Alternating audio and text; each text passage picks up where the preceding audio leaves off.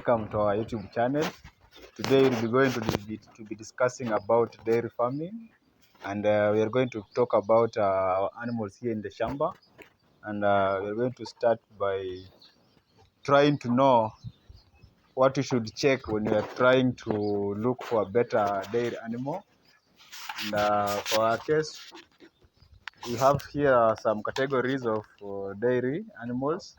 House heifers, lactating ones, yeah, they are well arranged as you are seeing them relaxing. So for you to look for better heifer, let's start with the heifer. You should look at some of the things. Like for our case, when you look at this animal, it is very healthy. It is very okay. You see, it has a triangular shape. That means that the front area is very small as it comes backward, and as you also compare the come on, it is it is hip it is hind legs. They are very strong. The hind legs are very strong, and even the as you can see, the backward is very okay. These are good heifer, and when you look at its lineage, it can produce almost 30 liters a day, basing on the record from his mother. It can produce 30 liters a day. So these are good heifer, and we have some that we are selling them. If you're interested, you can get through us. We sell for you. So you should also look at the the how the healthy the animal is. Yeah, the health of the animal. You should look at it.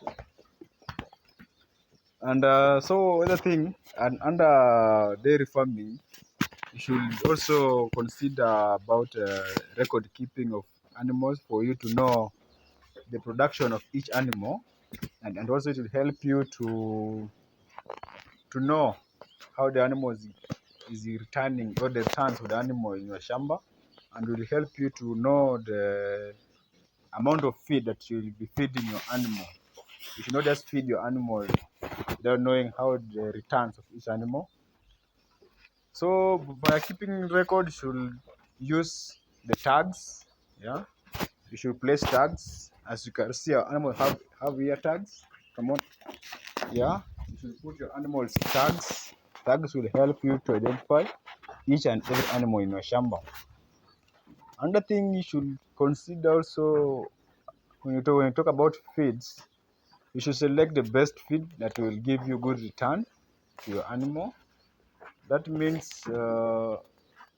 different animals require different feeding procedures. Like for the dairy ones, when you start with the heifers they should feed differently with the lactating ones, and also the drying animals. You should feed them with different feeds.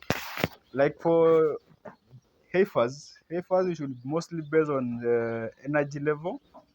You can feed them on low concentrate, that is a dairy milk, very low amounts, high amounts of hay to enlarge their rumen, for them to be heavy consumers when they come to the stage of lactation.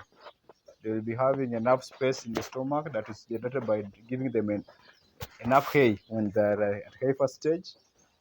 You know, when the animals consume more and they consume good feed, your turn will be very profitable. So the ones that are lactating ones, you should give them silage. You give them silage like this one. You give them silage and salt and enough dairy milk, and also salt. Yeah. For our case, we use block salt. These are a dairy salt, and at the same time, we usually give them the powder one. Yeah, the powder milk salt. I can't say the company that we are using, but just powder milk salt and this block milk salt.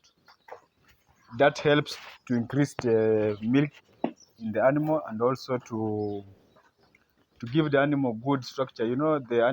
Mostly okay, not mostly, these dairy animals, they usually produce milks, and for you to produce milk, you should get enough feed, enough salt, mineral salt.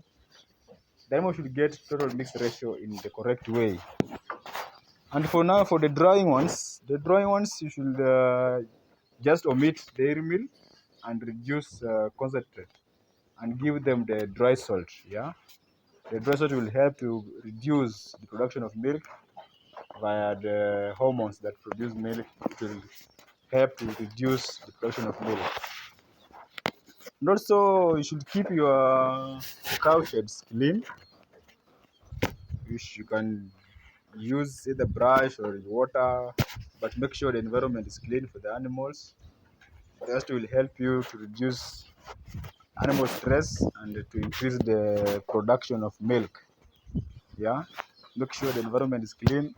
And for you to acquire, or for you to facilitate the cleanliness of the environment or the pen, make sure the flow is a bit sloppy.